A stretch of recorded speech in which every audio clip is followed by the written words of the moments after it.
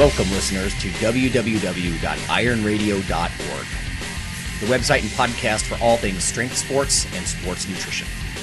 With your hosts, Lonnie Lowery. Remember, Phil is like a gnarled old oak tree held together with scar tissue and bone spurs. Rob Fortney. And I'm telling you, the pain that I would suffer was beyond excruciating. And Phil Stevens. Do it, Rob. You'll kill all those nerves. Thanks for listening. Welcome, IronRadio.org listeners. This is Lonnie Lowery. I'm an exercise physiologist, and I'm a nutritionist, and I'm a former competitive bodybuilder. And this is Phil Stevens, strength coach. I run Strength Guild, also the Barbell Open, which is on its way through its first season, and a bunch of other things. I coach athletes, I coach people, coach myself. All right. Nice. This is Dr. Mike T. Nelson. I teach for Globe University. I have my own business, Extreme Human Performance. Do a bunch of other projects. Did the course certification for Eat to Perform and other fun stuff. Right on. You know, sometimes we do achievements. I'm going to throw one out. This is not going to impress any competitive lifters, but I drug my ass into the gym 3 nights this past week, or it wouldn't have happened at all. You know, it's one of those times you go in. Phil, I think you mentioned something about this before, like almost like, I don't know. You're on the verge of hurting yourself because, you know, you just have nothing to offer, kind of. And so you got to kind of make that decision. Do I just walk out of here or not? So I just did really wimpy-ass stuff, but you know what? I kept up the frequency. Like, my number one goal right now is frequency. You know, 3 to 4 days per week, no matter what. So, I don't know. I'm throwing that out there. I'm taking kudos for dragging my butt in there because it was ugly, but it happened. So. You just do some higher rep stuff then, or? Actually, last night, I did weird stuff. I did a double-length cardio session because I'm just detrained. And with my knee that I hurt over the summer, I got to be careful what I even choose to do with that. And then I did get ready for it. You had to ask, but I did just back and forth supersets of quad extensions and hamstring curls. I haven't done those in so long. I thought, well, maybe I'll hit some weird angle or supporting a sister's muscle. I don't know, but it happened. So well, sometimes you just need to get some tension on the muscle and go from there and do something that's not going to, beat the crap out of you entirely, so you can do it again the next day. Yeah, I'm definitely going back in this morning. I just got a new 6-month membership, so got to use it. Yeah, that's right. Exactly. Put the pressure, like you said, coach yourself, kind of. Because I have weights in my basement, but I don't achieve the same thing at home. I just don't. Yeah. Okay. In fact, you know what? That kind of will segue into our first news bit here.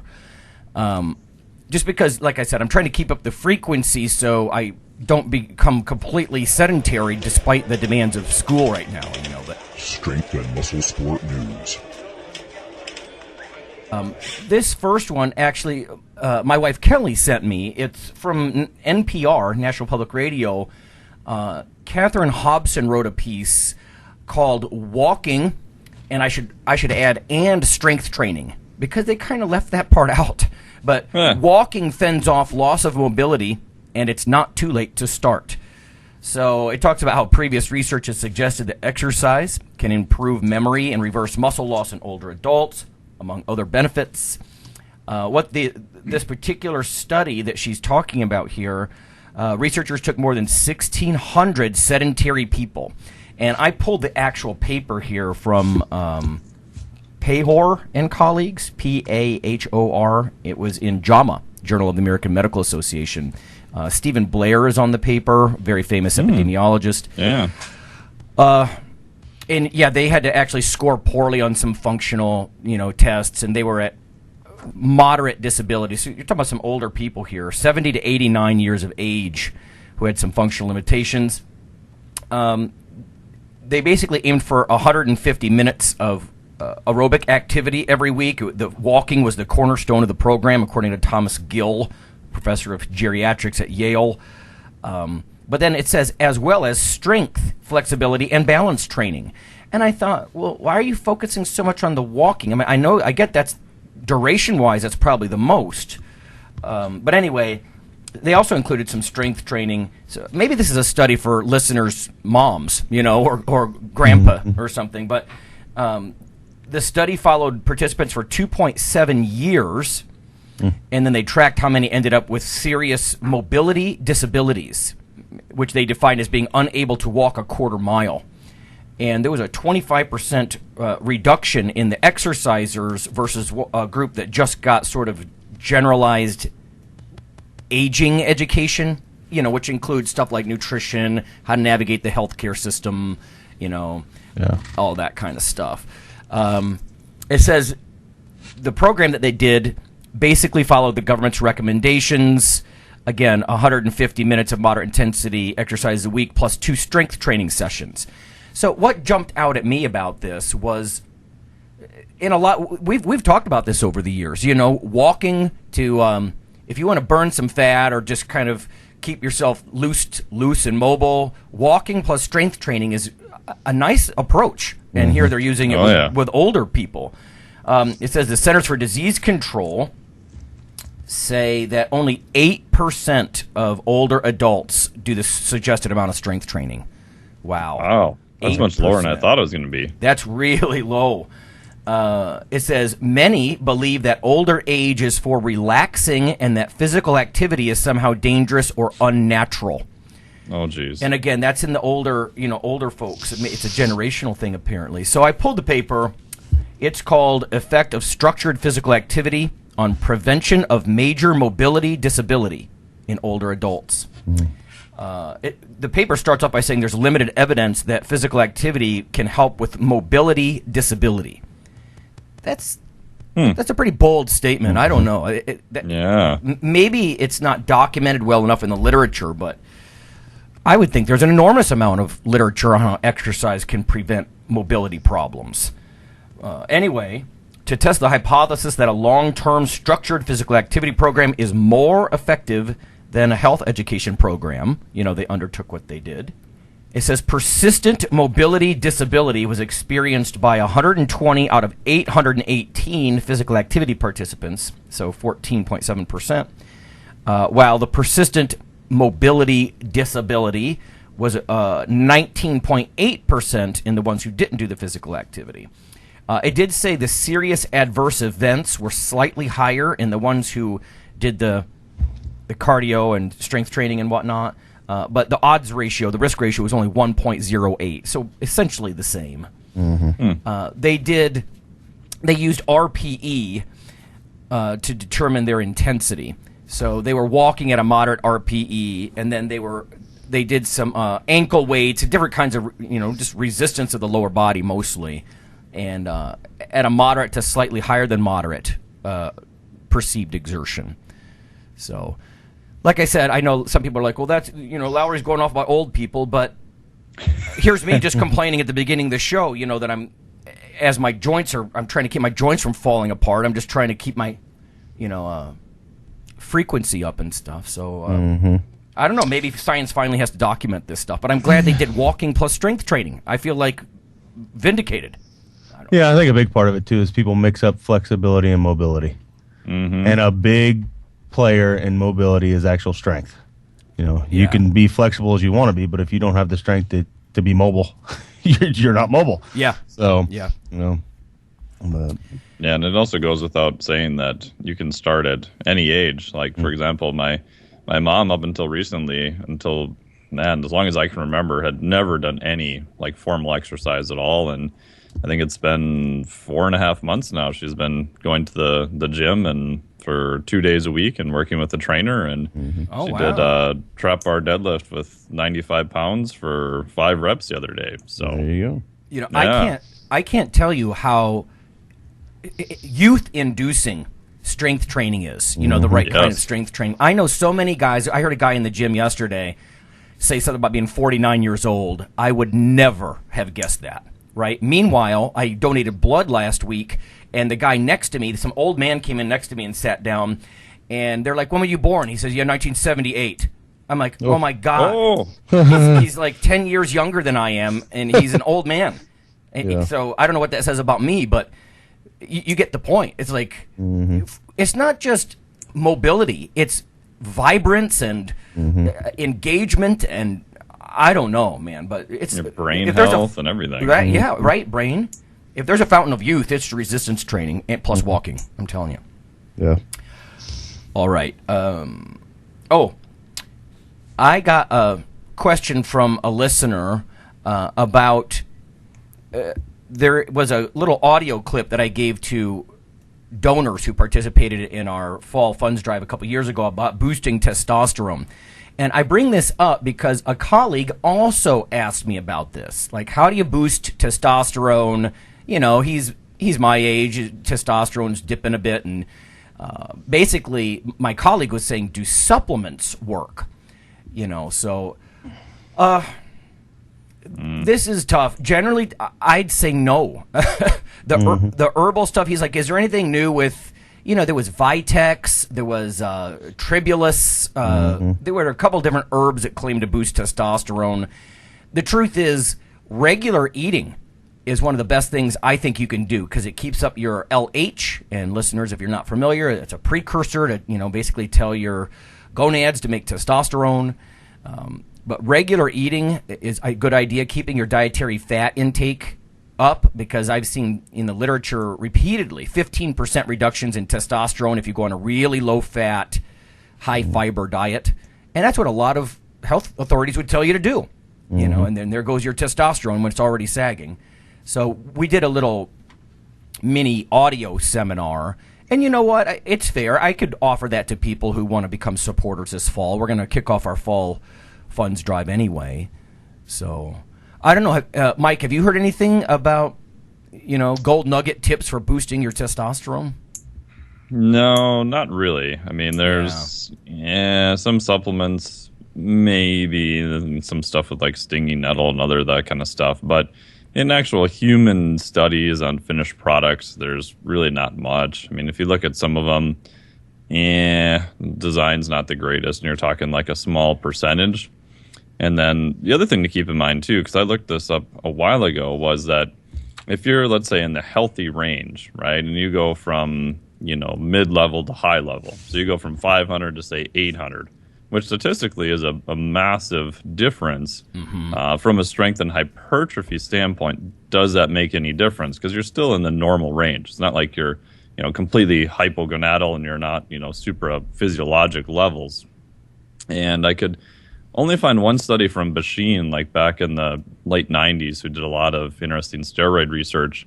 But in general, what they did is he took a group of humans, so males and not rats, and they used the drug to chemically castrate them, and then they replaced their testosterone back at different levels, so that way they could control where they ended up. And it didn't seem to matter in that study, again, it's only one study, that if you were, you know, mid-level to mid-high in terms of acute strength and hypertrophy and that type of thing. So even if you can boost it a little bit, I don't know if it's going to matter that much. And then the stuff from Dr. David West, who's from Stu Phillips' lab, looking at acute changes in testosterone after exercise. And yep, they do go up after like squats and things of that nature. But in a couple of studies that they've done, they did not show any difference in hypertrophy. And they did a cool model where they used the same person. So they would squat and then do their right arm. And then one other day they would do their right arm first and then squat, right? So they flipped the order. So the arm got, you know, the high testosterone condition and then did not, but on the same individual. And at least from the acute changes in testosterone due to exercise, they did not see any difference. Yeah.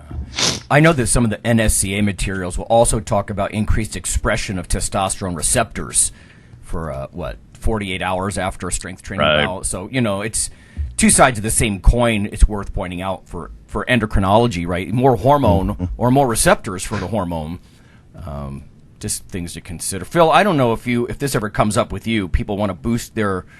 I mean, there's even psychological ways, I would imagine, you could temporarily change your testosterone. You know, facial expressions, watching porn. I mean, I don't know what... when the rubber hits the road, what kind of conversations happen in the gym, or do they? No, definitely. I think the main one I get is people that are aging, you know, guys that are hitting 40, 50 years old, and I tell them to go get tested. You know? Yeah. So, I mean, that's really the best way to do it. And, Yeah, if you're really hypogonadal, go get on the real stuff. I mean, the gel is not the taboo that it used to be. Yeah.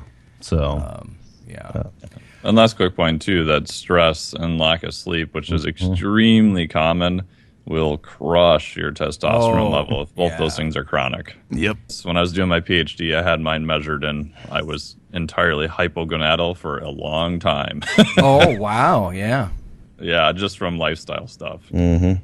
Yeah, that audio, and again, we can make that a freebie for people who want to step up for the fall funds drive, but it does talk about a lot of that sort of thing, too. Lack of sleep, alcohol will drive it down, that sort of thing, so... next up, this is a similar question about do these supplements work, but this just came up during the week at the university. But do appetite boosters work? And I was actually showing a picture in class. I found a picture of a product that was it was nothing but a multivitamin. It was not impressing me at all, right? So like with the testosterone boosters, my opinion of appetite boosters, I'm talking about just over-the-counter herbal or nutrient-based stuff. I don't think they do much. What do you think, Phil? No, I agree. I mean, there's some things out there that are not exactly legal that do. Oh, right. But yeah, yeah, and other than that, I mean, I think your best choice is food choices. Things that are easily digested, exactly, versus things that aren't. Yep.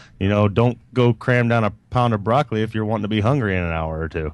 And things like that. So yeah. What about you, Mike? Any thoughts on the appetite boosters? I've never so far I haven't seen any good data on that. Yeah. I think like you guys have talked about. I know you've talked a lot about this, Lonnie, in the past, and Phil has too. That changing the type of calories, like you mentioned with the broccoli, and just making things more liquid and possibly adding a little bit more fat and things that are easier to consume is probably the best way to go, and not really trying to look to boost your appetite per se. I remember there was a med used clinically years ago called Megace. I don't know if that was like it's somehow marijuana based. Listeners will probably write in and say, "Oh, dummy, don't you remember?" But there are some drugs, and I think that basically they're somehow marijuana derived, because that'll be the munchies. Let me offer one thing that's sort of related to this. There was a paper that just came out, and again, it just sort of rolled off of that question about appetite boosters. Just came out September of this year, so this is only weeks old, by Green and colleagues in the journal Appetite. It says, the title here is Metabolic, Endocrine, and Appetite-Related Responses to Acute and to Daily Milk Consumption in Healthy Adolescent Males. So what they did was they did two experiments. One was more acute and one was more chronic. They took young men that were in their late teens, so 15 to 18 years old. Let's see. They participated in an acute experiment and completed 2 laboratory visits where they're essentially comparing milk with fruit juice. Okay. Their body mass index was in the low 20s, so it's not like they're little twinky little kids here. The chronic experiment lasted 28 days. They measured appetite, metabolism, and endocrine responses at regular intervals. Eating behavior was quantified by ad libitum, or choose as you will, assessment under laboratory conditions and in free living environments with weighed food records. Here's the deal. Acute milk stimulated glucagon release and reduced ad libitum, again, by choice, energy intake relative to fruit juice. And again, that supports what Phil just said, right? If you chug fruit juice, your blood sugar will go up and crash, then you're hungry again, as opposed to milk, which is going to clot in your stomach and slow you down, and then you don't want as much. Chronic milk intake reduced free living energy intake at the follow-up visit. It says, whereas the opposite was apparent for fruit juice. And then finally, and this is what a lot of people might find interesting, I do, relative to baseline, chronic milk intake increased the insulin response to both breakfast and a mid-morning snack, whilst attenuating blood glucose. So listeners, if you think about this, normally your blood glucose goes up your pancreas goes on overdrive, secretes a bunch of insulin, and it drives your blood sugar back down. So you're in a situation that's high insulin and high blood sugar. But what milk is doing is it's sort of tickling your pancreas to secrete extra insulin, but you don't have a ton of blood sugar at the time. So I suppose the Dr. Frankenstein approach would be, hey, I get this nice anabolic hormone secreted, but I don't end up with a ton of building blocks for body fat floating around in my bloodstream at the same time. Right? I don't know. Mike, what do you think about that? Possible, I guess. And it's just a the thought. more I've looked, the more I look into insulin and glucose response, the more I'm like, I don't even know if I know anything. But I think some of that may be, I think you may have said in the study too, did that have a glucagon release also in addition to insulin too? Correct. Yeah, so that might be part of it. And then for listeners, there's also insulin has two different releases. The first part is what's called the cephalic, or more nervous system driven. And the second part is actually a little bit longer. And then the last part too, I've realized that I think the insulin release is much more variable than what we realize. So a lot of studies now I look at what is the time course that they pulled it. And a lot of the new studies are doing much shorter, 10, 15 minutes. But classically, it was like every, half hour, maybe every hour, depending on how much money you had to spend on labs for your study. I think we kind of miss a lot then when we're trying to draw that area under the curve. Yeah, my thoughts on insulin is always, unlike testosterone, which we just discussed, is hard to boost up and down more than maybe 10 or 15%. Insulin can swing hugely. It's under your control. Oh, massive. And it's a muscle accreting kind of hormone. I hesitate to just say anabolic or anti-catabolic, but let's just say, when you pull insulin out of the picture, people lose a lot of both muscle and fat. I've seen that in the lab. So it's indiscriminate, right? I always think of insulin like this Jekyll and Hyde hormone, where you build muscle, but it's also a storage hormone. It's gonna prevent, lipolysis and fat reduction and things like that. But it's interesting though that they're using this. They're comparing the fruit juice to the milk, because in the milk condition, again, you're not swinging your blood sugar. You're just getting the insulin response. And I can tell you one thing that does partly affect testosterone function is if you have higher insulin concentrations in your blood, it reduces the binding proteins that bind up testosterone. And, again, in theory, that might help your testosterone work a little bit better.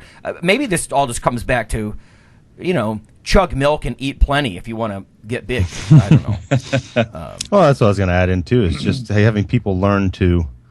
A lot of people lose their appetite because they get in this horrible downward spiral of just not eating from losing weight. And they choose, instead of eating smart, they just choose the old-fashioned way of, I'm just not going to eat. And now they have no appetite, and they also have no metabolism. Yeah. So it's just teaching them how to start eating again. I've seen that numerous times. Well, I ate more, and magically, a month later, now I'm more hungry, and I can eat more, and it's kind of this upward spiral up. So I don't know, like a reverse diet when after a bodybuilder's done a show, you need to add it back on, and here comes the appetite again. Yeah. Yeah, and that's the hard part, is that these things are not static. Yeah. And so people would not sort of logically think that eating more would make them hungry. You know what I mean? Like if you pull most people on the street and you go, hey, if you ate more, do you think you'd be more hungry? Like, huh? But like you guys said, under certain conditions, especially like when people are doing a reverse diet, they start eating more and they're like, oh my God, I want to eat everything. Yes. Because they were so low and so depleted. So it depends on the state that you're in before, and it's very dynamic. Yeah. And, even your gut will atrophy and hypertrophy with use to some extent. Ghrelin release. Yeah. This study by Green and colleagues, they're not trying to over-conclude here, because it's tempting to say, so should I drink extra milk because it looks like it curbs my appetite? It might help with this anabolic hormone, but it might curb my appetite. I don't know. I think a lot of this is also behavioral. You just... we had Darren Willoughby on the show, and he said, I love milk. I drink tons of milk, and that might be a special scenario for him. But Phil, are you a big milk drinker? Can you drink milk? Yeah, I drink milk. Right now I don't. I'm on my freaking diet, so I don't eat a lot of it, drink a lot of it. But yeah. I'm getting yogurt and things like that at night. But yeah, I like milk. I've always loved milk. I'm not like one of the, I'm going to drink a gallon a day. No. I just, I'll just have some. But I mean, I'm a daily dairy eater, I suppose, or drinker. Mm-hmm. So I could see on a diet. Yeah, I would do that too. There's an old school like bodybuilder rule, like don't consume too much dairy and grains, when you're dieting. And it's probably partly related to this insulin release thing, I would think. It's one of those things that's hard to tease apart, right? Because if it's not a high glycemic food item, it doesn't spike your blood sugar, but it is very insulinemic.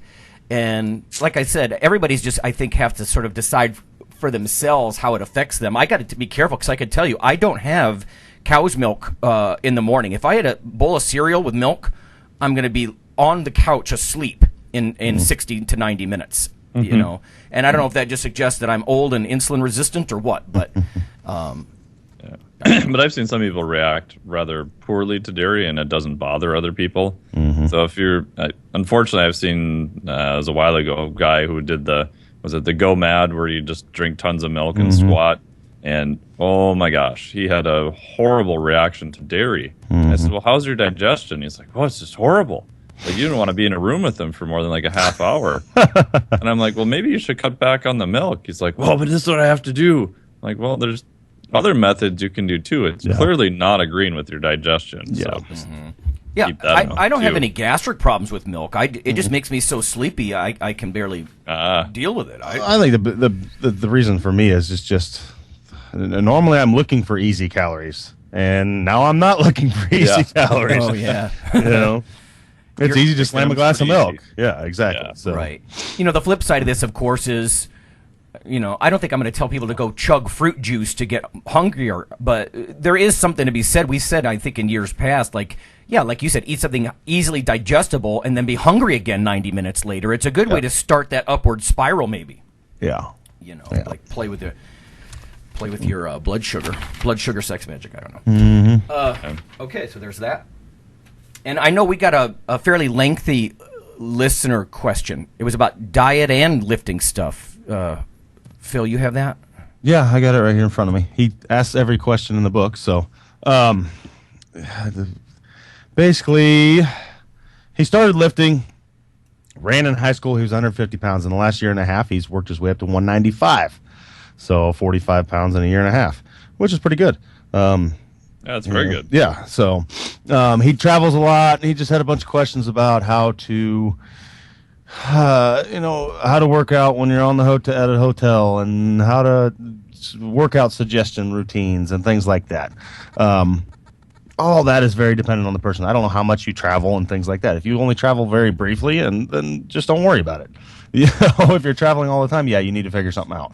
Go to a gym. But as far as routines go, man, there's tons out there, and he's like, some are decent, some aren't. I would just say go to somebody reputable. Yeah. If you don't see them cited by many other places, by many other people, they're probably not reputable. If you go to somebody, a coach that's been around a long time, then it's probably good. Mm-hmm. So, and then we want to touch on the diet stuff more, which was just kind of how to eat when you're on the road, and basically he's put on a lot of fat too with the 45 pounds, which one would guess you probably would. Okay. Mm-hmm. But he understands the basics of a proper diet, but how do you go out to eat when you're with coworkers, and also good foods to make at home and things like that, to keep the fat down or even lose some.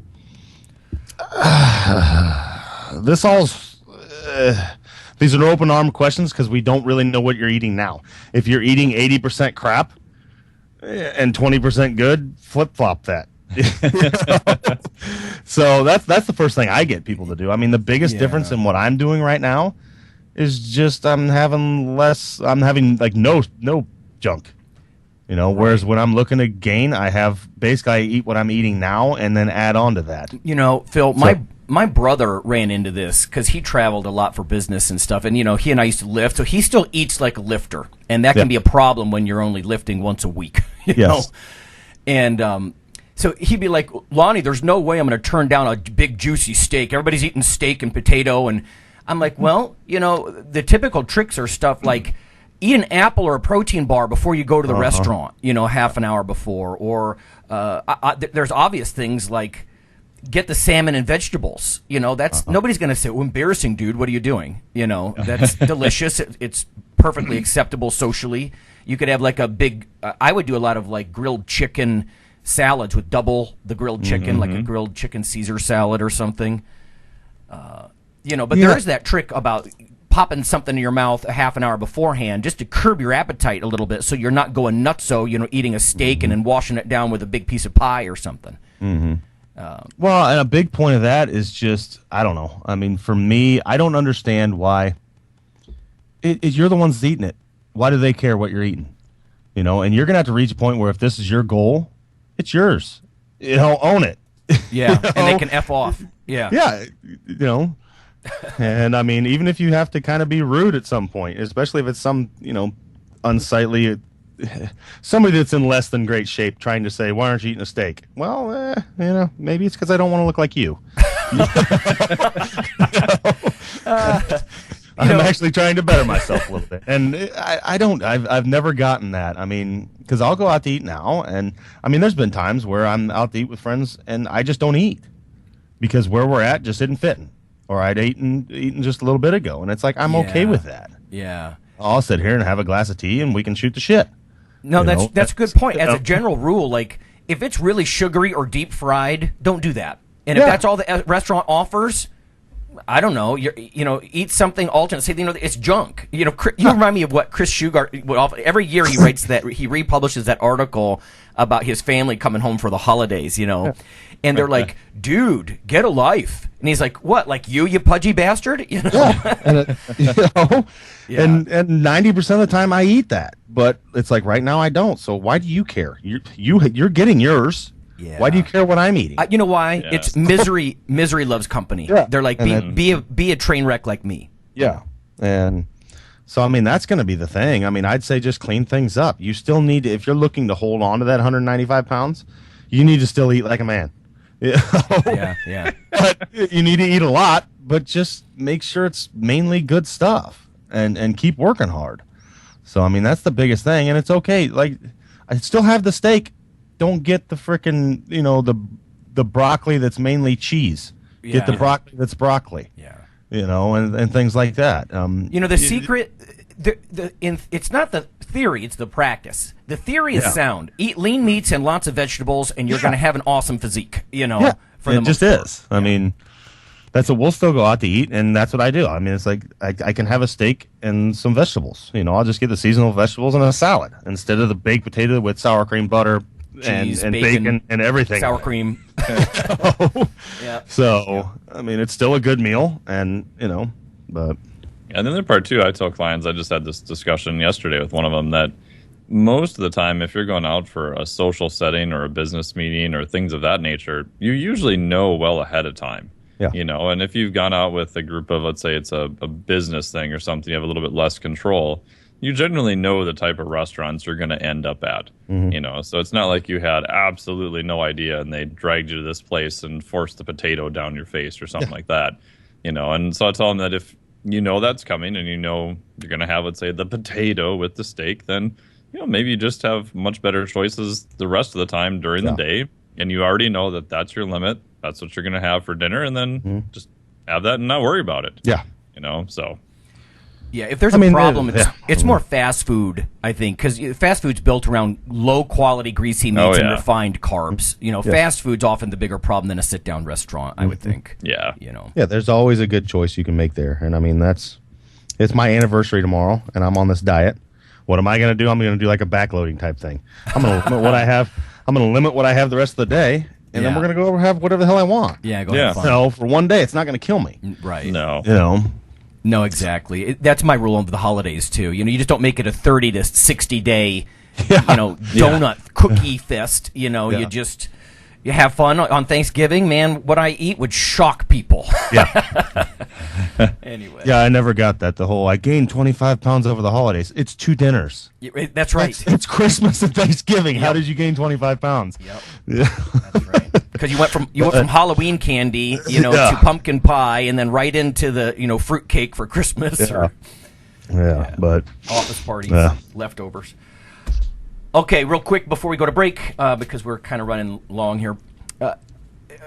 again, I mentioned that we're going to have a fall funds drive. We're going to start that off. October is upon us. So generally that's $4 a month for supporting listeners, supporting members. You can do that through IronRadio.org. It's just a PayPal link. It's all very legitimate. And again, like I always say, that's less than the bank sneaks out of your account in fees. And I know the people who support their show now, you are why you're hearing me right now, right? The server, all that stuff, the software, that kind of stuff. So I want to constantly appreciate the existing supporting members. You know who you are, and you make this happen. But we're going to open it up to other people this fall. Also, if you're a new listener through YouTube, if you're listening through YouTube, I just ran a YouTube ad because I don't have time to work the social media. So I took the lazy man's approach. I ran an ad, and there are a few thousand people taking a look at Iron Radio. So if you're listening, just know that through YouTube, it's more of just a convenience, as I've said before. If you're going to listen to your Xbox or your Roku or something, it's just audio, right? I don't really have any plans to do anything more than that. But if you just want to, hit a YouTube app on your phone or something like that, you don't like iTunes, it's just an alternative. And it's something that we can do quickly. So welcome, though. And then lastly, we had Sean the intern on a couple of times. One of my hopes for him before he got sucked into clinical dietetics rotations was to handle some of the tweets. But I do get, I can check tweets during the show. So if you're up at 8 Central on Saturday mornings or 9 a.m. 9 a.m. Eastern on Saturday mornings, you can tweet us. I'm at Lawnman7 on Twitter, and I'll handle those. So if we're talking about something and you have something to say, tweet at Lawnman7, and I'll mention what you're saying during the discussion. Like today, we're going to talk about bench pressing. So it's just a way to get a little more interactive, maybe. Okay, we're going to go to break, and then we're going to come back, and we're going to talk about bench pressing across different sports.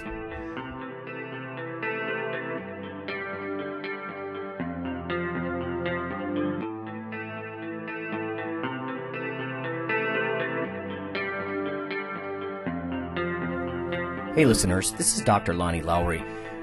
If you've ever had anyone critique you on your protein intake as part of your weightlifting lifestyle, oh, you poor meathead, all that extra protein is going to rot your kidneys or weaken your bones or dehydrate you or give you gout or who knows what. There is a book available. You could simply Google CRC Press and Lowry. And what I've done is reach out to experts all over the world and create a book, a single compendium that you can hold up and say, this is why I consume extra protein. This can be very valuable when you're being quote-unquote educated by various professionals on the topic. There's an enormous amount of literature in this book on the safety, the effectiveness, how protein works in cells, the history of protein and weight trainers, much more. So again, please check out CRC Press and Protein and Lowry. You can just Google that, and I do, full disclosure, I do make a small single-digit royalty on the book, but that's not why I did it. I did it so we can all have something, our particular population, to both defend what we do and to inform our nutrition and our eating. Thanks. Hi, this is Dr. Lonnie Lowry, and on behalf of Phil and Rob, I'd just like to let listeners know that if you love us or you hate us, we'd like you to leave a comment or perhaps vote for us on iTunes. It helps us out quite a bit on the popularity side of things. You can also follow Dr. Lowry, me, on Twitter. It's Lawnman7 on Twitter if you want to do that. We also have a Facebook page, the Iron Radio listeners page. So whether it's leaving a comment or voting for us or following us on Twitter or Facebook, that would be fantastic. Also, occasionally Rob or myself will write an article for another website, and Phil will as well. So lots of ways to interact, follow us in other media, and vote for us and keep things going strong on Iron Radio. Thanks.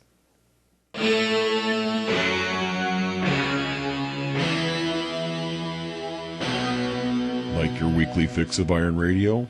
In addition to being a popular institute on iTunes, we are also on email. Simply go to www.ironradio.org and sign up for the voluntary email. You'll get a once per week email, no more, that's little more than the show notes and a link to the audio. So go for it.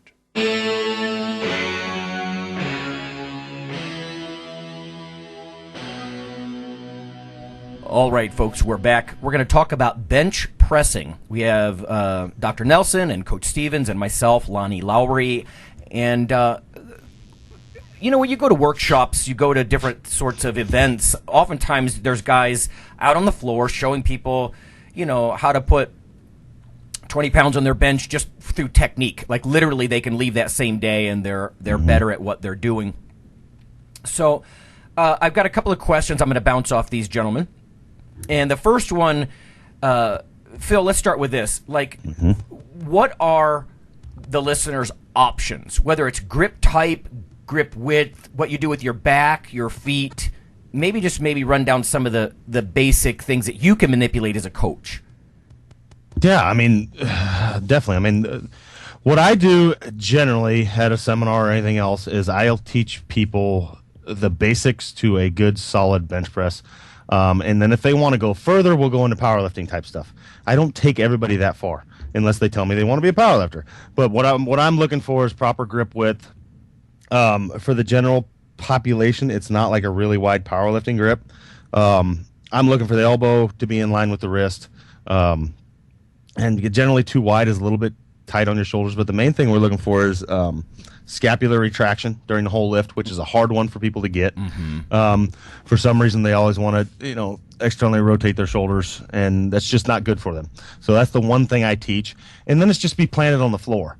Butt, shoulders, feet, all planted and just generally tight is what I'm looking for in a basic bench press. And then we change their bar path a little bit from your standard bodybuilding bench press, which is like elbows way out, where you're using it to isolate the pecs, mainly is what a lot of bodybuilders use it for, to a little bit more of an elbow tucked in, looking to incorporate the shoulders and triceps a bit more.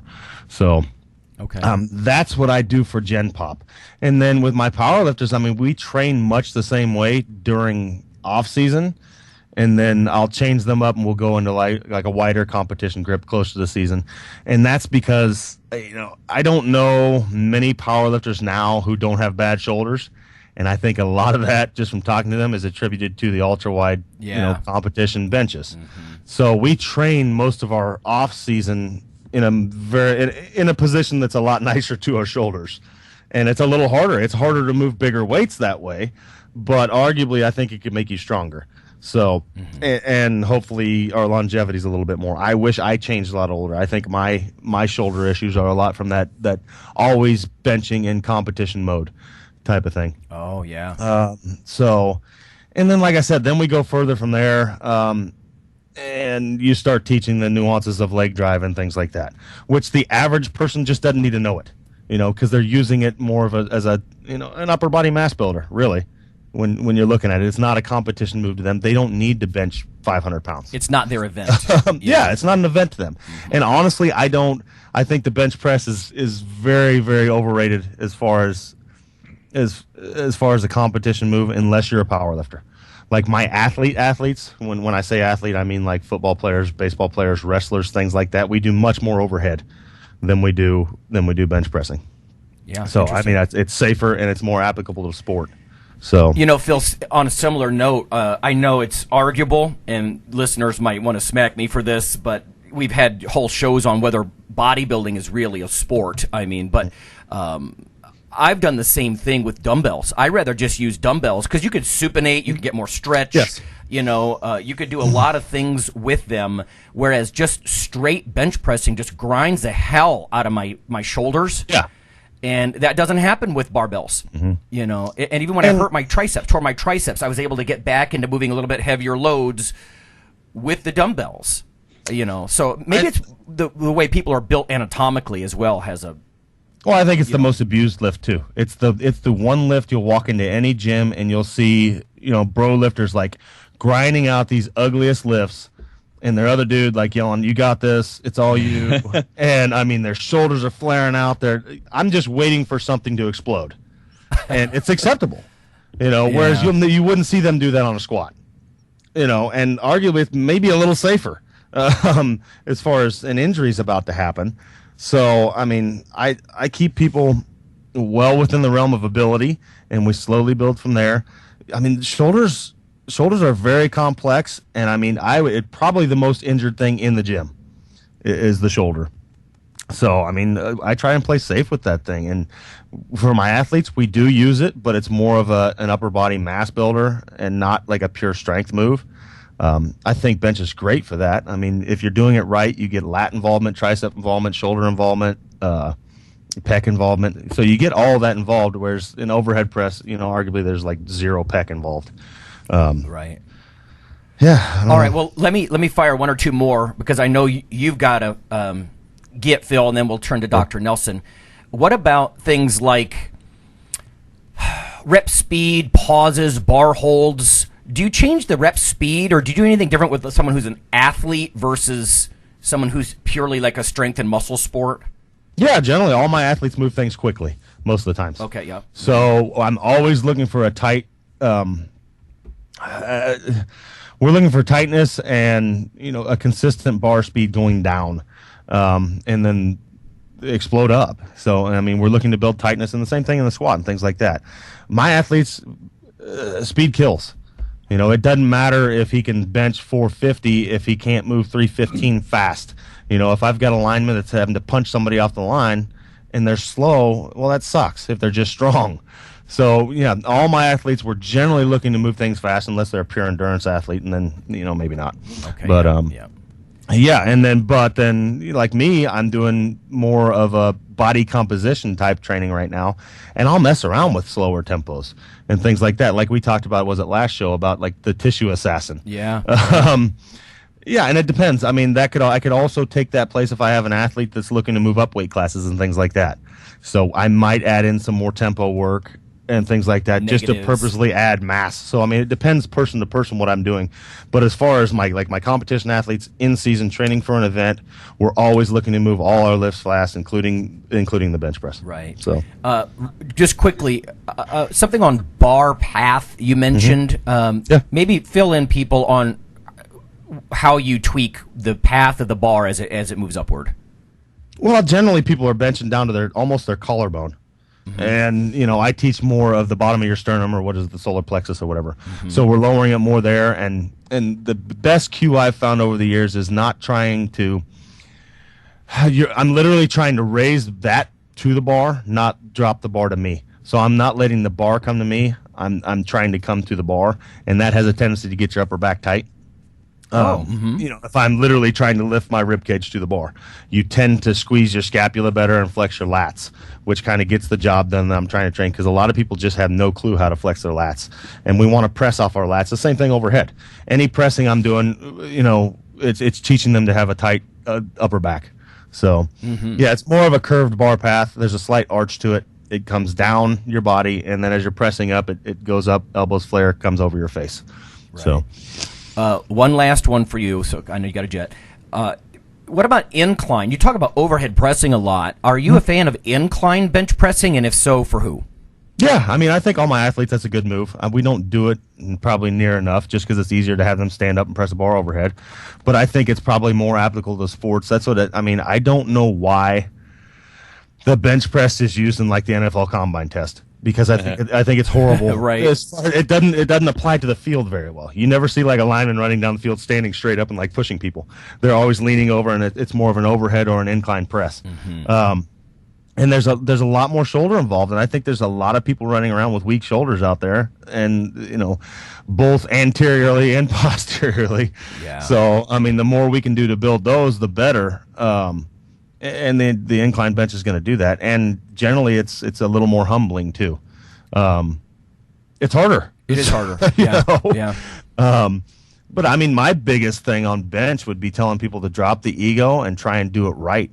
You see, it's the most abused lift out there, like I talked about earlier, and I don't allow people to grind out lifts. If they miss it, we don't like put fingers on the bar and take 5 pounds off and let them grind it out. We take the bar.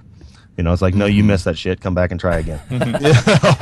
There's none of that. You got it, bro. It's all you. Yeah. And even though I'm doing a row, and it's so right. Yeah, I mean, I don't know. I think it's a great move. I think it's overrated and overused. And I think the only people that should use it as regularly as they do is powerlifters. We have to because it's an event. Let me offer something quick for bodybuilders too. I don't think I have ever, maybe rarely, seen bodybuilders with overdeveloped upper pecs. The clavicular fibers of their pecs. They could really be using some more incline benching too. It's not boastful when you got to cut your weight by 30% or something, to do your incline work. But I see a lot of guys. You can almost see their ribs, as you move up their chest, up their sternum. Or, as you get older, you can become a little bottom heavy. Gravity starts pulling everything down, including your pecs. So, do some upper pec work, for God's sake. Do some incline work, you would think. And honestly, I'm more of a fan, I think, of dumbbells or like a football bar as far as shoulder safety and where you can use a neutral grip. It just seems like you don't meet many people that have an issue with that. Yeah. If you're able to go into a neutral grip with it. Yep. So. All right, good stuff. Dr. Nelson, what about you? I think you know the most about anatomy from everybody on the show because you've done a lot of cadaver work and all these workshops. Yeah. And what about anatomical differences? Do you think people's individual anatomy varies enough to affect movement selection? Yeah, I think so. I mean, I think the big one is obviously the arm length, and you can get into where their insertion is and all that kind of stuff and what they're used to. But yeah, if you've got someone who's got a huge barrel chest and T-Rex arms, he's not going to bench press the way as someone who's got very, long arms and, more slender torso. So I think that there's, like Phil was saying too, there's a tendency to go too high up on the chest, or almost like old school, they call it like a guillotine press, where you're coming down to the clavicle on purpose. But even lifters back in the day when they did that, that was for high reps and under very specific circumstances. Vince Gironda was big on that, but it wasn't for development of power or anything like that. Right. Yeah. So I always look at kind of where is their structure, and then how well does it line up, and the bar path's probably going to be a little bit different too. And like what Phil was saying, the biggest mistake I notice is especially in the wrists. So a lot of people, the wrist will start coming back, and then I don't know how many times I've had people come over and they're like, I've got wrist pain bench pressing, and that happens. And I'm like, well, is it both sides or one side? Like, oh no, it's only my left wrist. And then I'm thinking, something's going on. When you watch them, especially on a heavy load, you'll see the wrist kind of go back because they can't even hold it in a straight position. Yeah, so, hyperextended like that. Yeah. Yep. Yeah, and that just causes all sorts of problems with that really fast. And it limits the load you can move. I have a problem keeping my wrist real straight, too. I do tend to hyperextend a little bit, when not on purpose. It's a bad habit, but... Yeah, and that's pretty common. So a lot of times I've seen it's a grip strength issue. Also, it's a wrist strength. And then especially people forget it's the thumb, right? So if you've got that grip and you've got the thumb on the other side... The thumb is what's actually preventing the bar from rolling out and hopefully not crushing you. So if your thumb is weak in that kind of pinch position, you're going to want to shift that load back away from that weak thumb. Yeah, that makes a lot of sense. Rob used to say, Lonnie, squeeze the bar, squeeze the shit out of the bar, because I think he's trying to get me to use my thumb more, sure. in a sense, as opposed to just sort of that open grip, because I'll really hyperextend my wrist and just let the bar float on the meat of my palm, like the thenar eminence there, and just kind that's that might be okay for some lighter weight hypertrophy work, but that's not good for trying to go heavy. Yeah, the nice part is if you do switch to dumbbells, and I know you do a lot of dumbbell work too, it's much harder to have that happen as much because you have to maintain independent control of that whole dumbbell. So it's less likely that you're going to go into that position. You're just going to kind of move your arm to line up a little better. Makes sense. Here's one, and I've heard debates about this over the years. Decline bench pressing. What are your thoughts? I think it's worthless. Yeah. Okay. We're going to agree on that. So maybe tell everybody why. I don't understand it. Like, it doesn't from a mechanical standpoint, right? Your torso is at such a steep incline. So even if you look at, like, you're talking about the fiber arrangement on the pec and where it comes in, most of it's going into basically the shoulder joint, to use common terms, and trying to shove that thing all the way out the other side. And that's a very shallow joint. There's not much musculature to support it. The scapula can't come out and line up. People tend to use way too much load. I've never understood the point of it, I guess. Okay. Yeah. Other than it's a good ego lift. You can right. Yeah, load that's up more true. weight because you dramatically change the distance that you're moving it.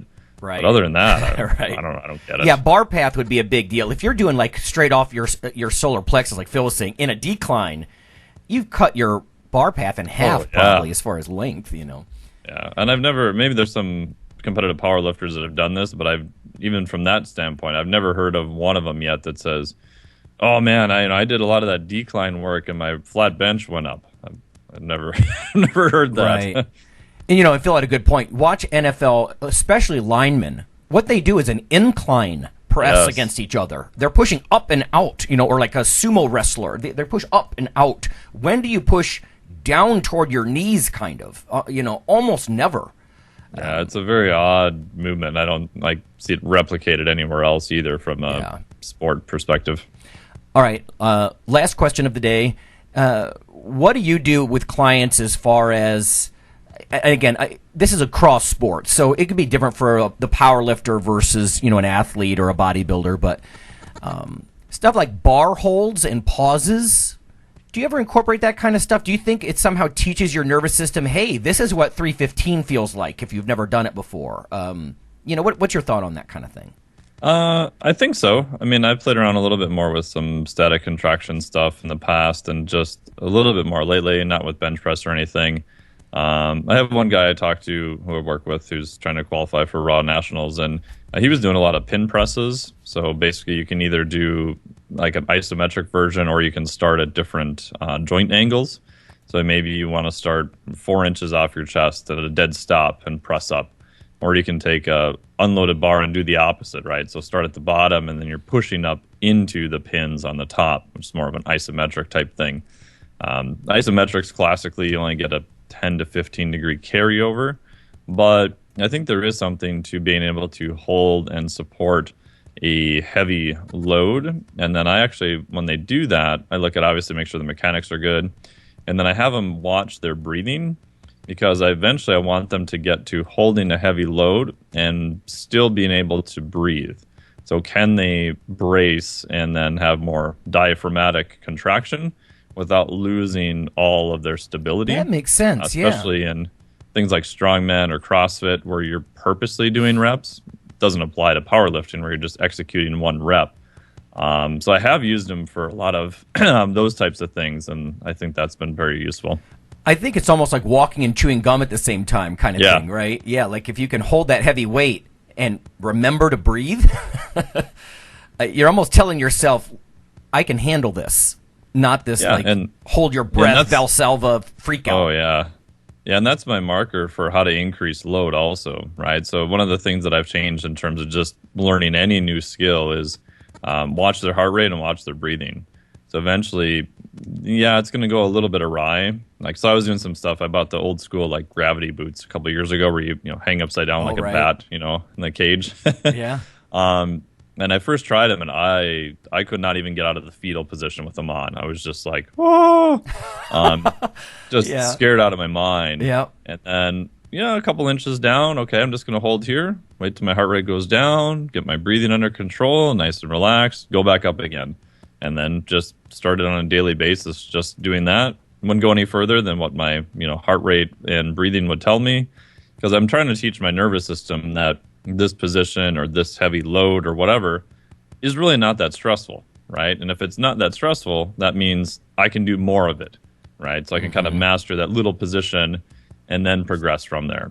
And what I found by doing that, much more of a use-stress model, you can get some pretty fast changes in a pretty good amount of time, short time, where if you go in and you just push that limit all the time, you'll still get an adaptation, but it just appears to take much longer. So you've kind of almost gone a little bit outside what you can handle instead of staying just inside that border. Right. That may be an issue as we age. I don't want to say that Dr. Nelson's not a spring chicken, but this is not his first rodeo, right? And it's the same thing with, like, I used to hang upside down from those inversion boots or whatever all the time. Yeah. And when I was in my 20s, never thought twice about it. But I was downstairs, and I was trying to hang from my knees, just, putting my knees over the bar and hang upside down. And listeners, if you try this, have a spotter. I don't want anybody to break their neck. Yes. But yeah, I was a little panicky, like you were saying, like almost like wanting to crunch into the fetal position. I'm like, I used to do this all the time. What have I lost? Because of my office job, I guess. I don't know. And I think it's a lack of visual and vestibular stimulation. And the other part that I totally forgot is that when you're hanging from your feet, one is the opposite of what you would normally do.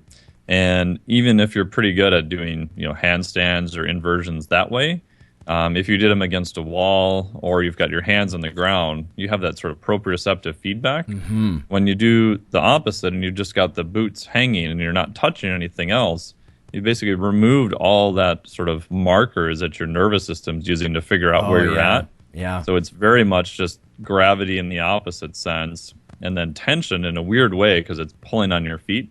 And then it's all eyes and vestibular, so sort of inner ear function at the same time. Right, yeah. And, again, relevant to the bench press, of course, we're talking about just putting yourself in a position, like Dr. Nelson says, sort of outside of your comfort zone. And, yeah, you're getting different type of proprioceptive feedback. When you've got a near max load and you're sort of at lockout and you just unrack it with a partner, you got to think that's...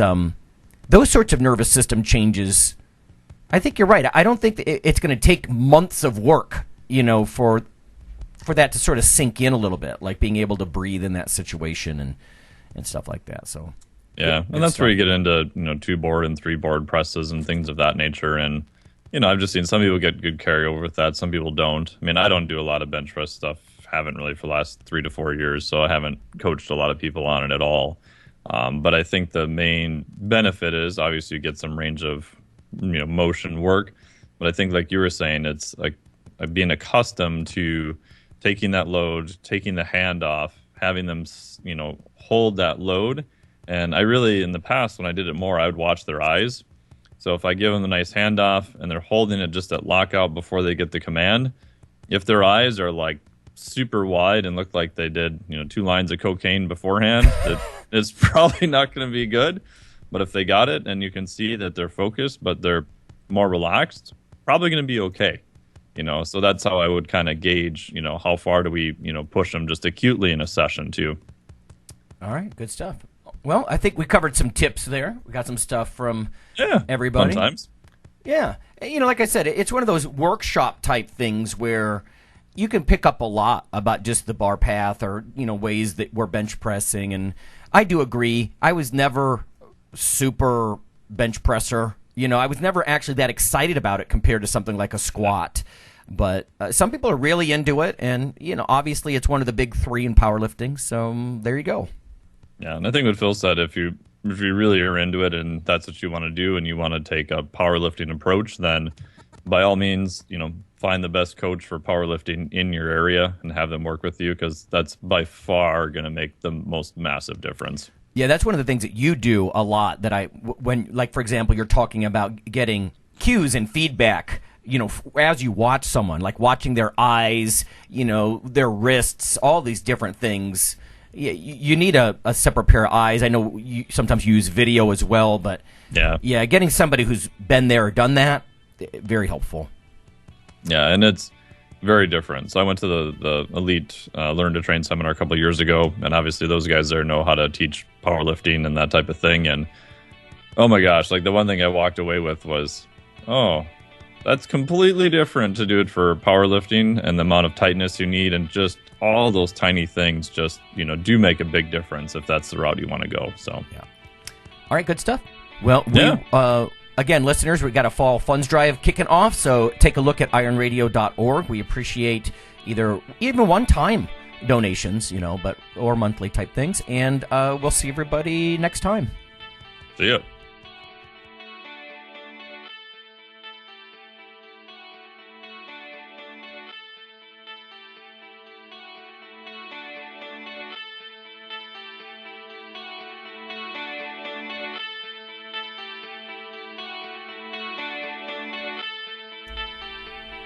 Hey listeners, have you seen the store at IronRadio.org? There are 3 halls in the store. One for Phil, one for Fortress, and one for myself, Dr. Lowry, and they're thematic. So you can go into our Halls of Iron store and choose based on your goal. If you need something to learn or read or something nutritional, you can look in my store, Lonnie's store. If you want something about injury prevention or competition, then take a look at Phil's Hall of Iron. And if you want something about motivation or daily training, Fortress's Hall has what you're looking for. There are some fun, heroic descriptors as you browse through the stores. We try to make it a little more fun than the average boring online store. And whether you're a novice lifter or someone more experienced, you can take heart that you're not wasting your time. The things that we put in each Hall of Iron are actually based on our own recommendations. Protein powders that we know to be good, knee sleeves, wraps of some kind, things that Fortress uses in his own training. The stuff you see, you know is good. This way you don't waste time. So check out the Iron Radio store at ironradio.org and let us know what you think on the forums, and certainly you can request products and we will screen them before they go in. So thanks for listening. Iron Radio is accepting donations. If you like what we do, the professors, the scientists, the bodybuilding show promoters, the athletes themselves in powerlifting and bodybuilding, please consider making a donation or maybe buying something from the ironradio.org store. We also are accepting supporting members. So for $4 a month, which is frankly less than the bank sneaks out of your account in fees, you can step up and support a form of sort of public radio for the bodybuilding and powerlifting and strength community. The Iron Radio podcast and all of the audio on ironradio.org is for informational purposes only. If you're interested in starting a diet or exercise program, it's important to check with your physician. Also seek the help of registered dietitians, athletic trainers, and qualified exercise physiologists in order to make the progress that you need.